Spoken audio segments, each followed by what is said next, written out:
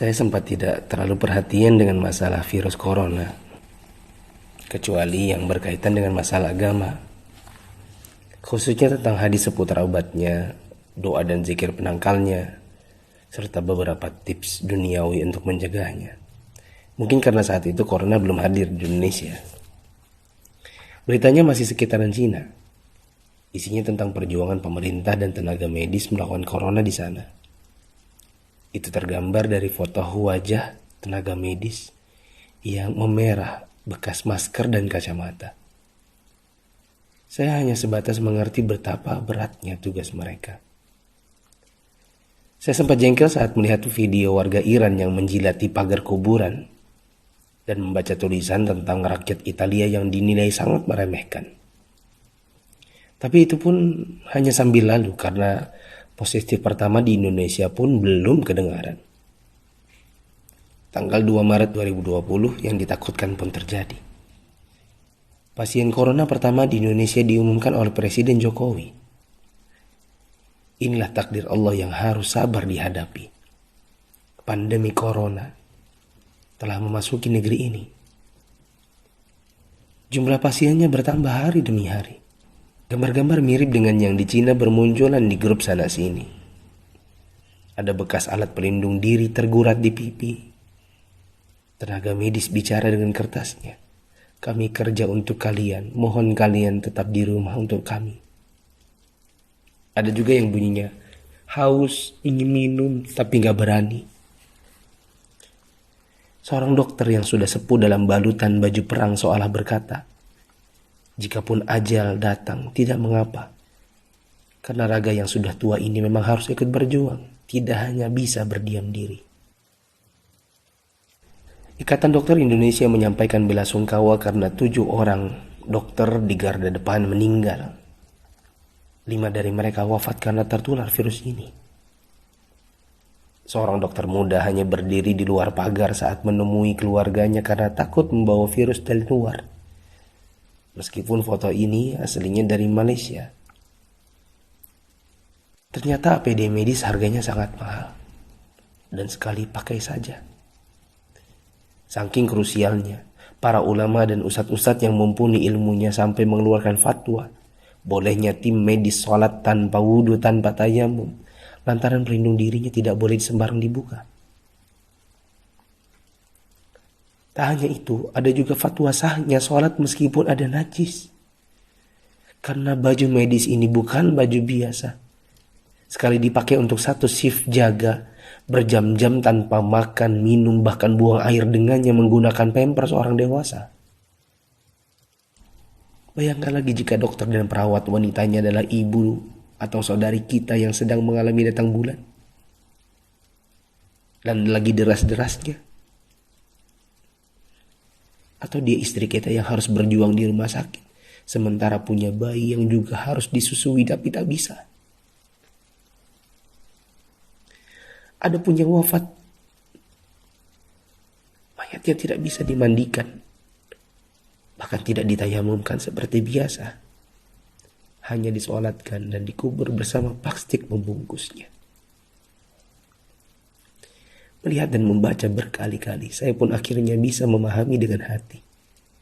COVID-19 ini bukan sakit biasa. Dan tugas tenaga medis sangat berat terasa. Kalau bukan karena tidak ingin ditanya keluarga ada apa, saya banyak mengalirkan air mata. Untuk pasien positif corona dan keluarganya, sabar ya. Insya Allah sembuh tidak lama. Jika bersabar, kita dapat pahala. Di rumah dulu sampai negatif. Kasihan jika virus ini menular ke orang lain.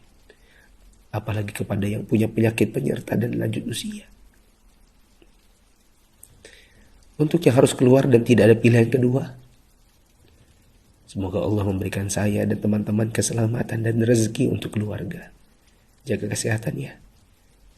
Usahakan jaga jarak dengan orang di sekitar kita. Kita tidak tahu siapa yang tertular, siapa yang sehat. Karena yang positif corona pun bisa jadi tidak merasa karena tidak ada gejala. Untuk yang masih abai dari solidaritas bersama, Saya ingin mengetuk pintu hati dan meminta waktu teman-teman sebentar saja. Yuk kita berpikir bersama. Jika teman-teman menggunakan media sosial atau punya kotak kaca media massa, teman-teman pasti sudah mendengar berbagai penjelasan wabah yang melanda. Pemerintah, dokter, para pakar sudah bicara, dari wawancara hingga rekaman video HP sederhana. Para ahli statistika mengemukakan data dengan tabel, grafik, dan semua media yang mereka punya. Teman-teman pun tinggal ketik halo di WA COVID-19 dan bertanya dengan input satu huruf saja. Jika data itu jelimet untuk dibaca, mungkin teman-teman bisa nonton versi kartunnya. Semua tenaga sudah dikerahkan oleh berbagai kalangan untuk membuka mata hati kita. Jika tidak ada waktu untuk membaca, meme korek api pun sudah tersebar di mana-mana. Sampai-sampai ada yang berpikir, mungkin kalau simulasi penularan virus corona ini pakai video game, barulah anak muda yang meremehkan corona akan mengerti dan percaya. Mereka pun membuatkan potongan video gamenya. Artinya, jika usaha seperti ini masih belum menyadarkan kita, entah dengan cara apa lagi. Apakah tongkrongan kita butuh ditembaki dengan gas air mata baru kita mau meninggalkannya? Pemerintah tidak minta uang dari kita. Mereka hanya ingin kita mengikuti arahan mereka.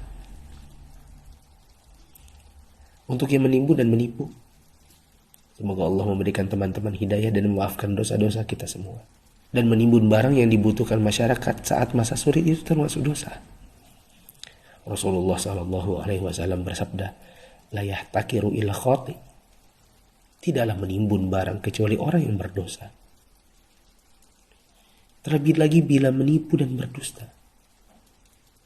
Kami hampir tertipu dengan penawaran masker murah yang tadinya kami akan bagikan gratis kepada orang-orang yang membutuhkannya.